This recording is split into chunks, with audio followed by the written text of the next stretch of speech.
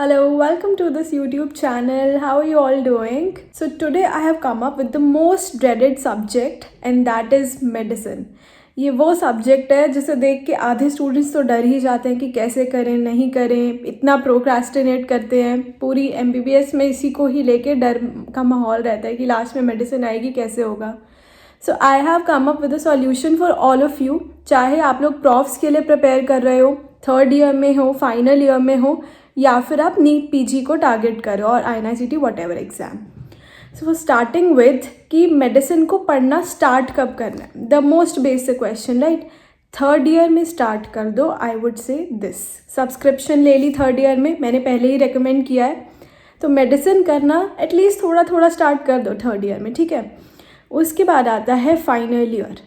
अब स्टार्ट तो कर दो, पर क्या पढ़ना है, कैसे पढ़ना है, that I will be discussing now. मैंने यूज़ किया था प्रेप लैडर में डॉक्टर दीपक मारवा सर की वीडियोस, पर मैरो में भी इक्वली गुड है। सो आई वुड से सोर्स आप कोई भी ले सकते हो। ऐसा नहीं कि आपके पास मैरो की सब्सक्रिप्शन है तो आप अलग से प्रेप की सब्सक्रिप्शन ले रहे हो मेडिसिन के लिए। This also I would not recommend. Source कोई भी चलेगा, पर मैंने दीपक मारवा सर से किया है पर्सनली, क्योंकि सर ने बहुत अच्छे से समझाया है, कॉन्सेप्ट्स को समझाया है कि ऐसा नहीं कि बस रट रहे हैं उस चीज़ को, बहुत अच्छे से डिटेल में समझाया है। तो I really liked it.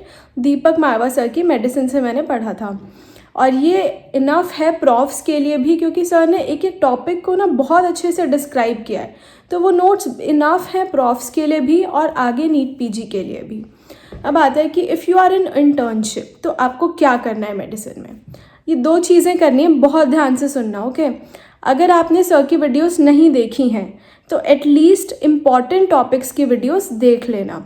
Important topics में जैसे फॉर एग्जांपल है GBS, इस टॉपिक पे ना हर साल क्वेश्चन आता ही आता है। तो अगर आप थोड़ा डीप में भी इसको पढ़ लोगे तो बेनिफिट ही है ना। एक क्वेश्चन भी अगर सही हो जाता है हमारा एक टॉपिक पढ़ने से तो अच्छी बात है ना, जब पता है, प्रिडिक्टेबल है कि ये तो आना ही आना है। Same goes with nephrotic syndrome, nephritic syndrome. इनमें से एक सिंड्रोम ये हर बार दे देते हैं कि गेस करो कौन सा सिंड्रोम है, आइडेंटिफाई करो, राइट। तो अगर आपने ये प्रिपेयर कर लिया, ये टॉपिक अच्छे से कर लिया, तो आपके यहाँ से मार्क्स पक्के हो गए। वर्क लाइक दैट स्मार्टली, कि एक एक क्वेश्चन भी अगर हमारा टेक ऑफ होता जा रहा है कि ये प्रिपेयर्ड, डीप में पढ़ लिया, अब इसके बाहर क्या पूछेंगे ये। तो what you can do internship में कि इम्पॉर्टेंट टॉपिक्स की एटलीस्ट मेन वीडियोस देख लेना। सेकेंडली, अब बात आती है कि इंटीग्रेट कहाँ पे करना है। इंटीग्रेट करने के लिए मैंने बहुत रिसर्च करी और लास्ट में मैंने ये कंक्लूड किया BTR बेस्ट है, क्योंकि मैम ने ना ऑलरेडी इंटीग्रेटेड सिस्टम्स उसमें पढ़ाए हुए हैं, which includes RHEUMAT, renal, respi, GI, सारे सिस्टम्स उसमें अच्छे से डिस्क्राइब हैं। पर now the next question is कि जितना वो डिस्क्राइब है क्या वो इनफ है? नहीं, उसको कंसाइज करना है। आपको अपनी BTR में ही कंसाइज करना है। चाहे आपको अलग से उसमें कुछ पेजेस स्टिक करने पड़े या स्टिक-ऑन्स आप यूज़ कर सकते हो, और भी इसमें बहुत कुछ रिक्वायर्ड है जो आपको खुद इनकॉर्पोरेट करना पड़ेगा उसमें। कहाँ से आप इनकॉर्पोरेट करोगे? GT से, प्रीवियस ईयर क्वेश्चन से। और अगर आप फर्स्ट एड भी फॉलो कर रहे हो तो फर्स्ट एड में भी कुछ ऐसी बहुत सारी चीज़ें हैं जो इसमें नहीं दी हुई। फर्स्ट एड का भी कंटेंट आप उसमें इंटीग्रेट कर लेना। इंटीग्रेट करने के बाद क्या होता है कि एक सिस्टम जो बहुत बड़ा है पढ़ने में, फॉर एग्जांपल रीनल, तो आप इंटीग्रेट करने के बाद जब आप रिवाइज करने लगोगे ना, by the end you will see कि 30 मिनट्स में आप पूरा रीनल रिवाइज करो, इम्पॉर्टेंट स्टफ कंसाइज करके। तो ये बहुत इंपॉर्टेंट है करना। फॉर एग्जाम्पल जैसे एक वैस्कुलाइटिस के ऊपर ना हर साल क्वेश्चन आता ही आता है, तो आई वुड से कि अपने नोट्स में बड़ा बड़ा हाईलाइट कर लो वैस्कुलाइटिस। एक क्वेश्चन इनमें से कुछ ना कुछ देंगे ही। HSPs पे भी बहुत क्वेश्चन आते हैं। तो वैस्कुलाइटिस BTR में एक पेज में पूरा दिया हुआ है। अब उसमें मैंने कंसाइज भी कर लिया, GTs में भी जो क्वेश्चन आए वो भी उसमें डाल दिया, प्रीवियस ईयर क्वेश्चन में आए वो भी उसमें डाल दिया। Now that content is full ready. अब इसके अलावा वो क्या ही देंगे। तो आपके पास वैस्कुलाइटिस का अगर एक भी क्वेश्चन आ रहा है, you can be sure of it कि मैं तो वो क्रैक कर ही दूंगा, वो क्वेश्चन तो मेरे हाथ से जाएगा ही नहीं। So you have to plan your things like that. ऐसे बहुत सारे टॉपिक्स हैं, जैसे मैंने अभी नेफ्राइटिक का बताया।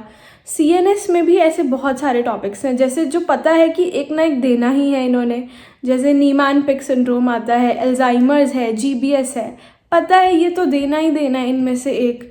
अगर आप उसको कंसाइज कर लो अपना BTR में ही, आप सारे सोर्सेज से जो भी आपको इन्फॉर्मेशन मिल रही है अगर आप उसको डाल दो और वो आप रिवाइज कर पा रहे हो इन 30 मिनट्स टू 1 आवर में, तो क्या चाहिए। मेडिसिन इज़ नॉट समथिंग जिससे डरना है, इसको समझना है और करना है। और एक और फ़ायदा इसमें कि मेडिसिन जब हम इंटीग्रेट कर रहे हैं तो हमारी साथ में पैथोलॉजी, फिजियोलॉजी और फार्माकोलॉजी, ये तीनों भी कवर हो रहे हैं इस इंटीग्रेशन में। फार्मा के लिए आई वुड नॉट से कि BTR is enough, that I will add, पर be sure of pathology, physiology, medicine कि ये तीनों तो अच्छे से इंटीग्रेट हो ही गए ना इसमें। सो प्लीज़ इसका डर निकालो और काम पे लग जाओ, अपने कंसाइज करो नोट्स को मेडिसिन के लिए। लास्ट तक मेन नोट्स लेके मत घूमते रहना, because it will be very very long for you और प्रैक्टिकली ये सब रिवाइज नहीं हो पाएगा। तो स्मार्टली प्लान करो कि लास्ट के डेज में कैसे रिवाइज करना है मेडिसिन को, और उस हिसाब से कंसाइज करना शुरू कर दो। All the very best to all of you. और इसकी ज़रूरत सबसे ज़्यादा इस टाइम पे, क्योंकि आपको कंसाइज करना है। And please let me know in the comments किस किस ने कंसाइज किया है या आप स्टार्ट करेंगे। ओके।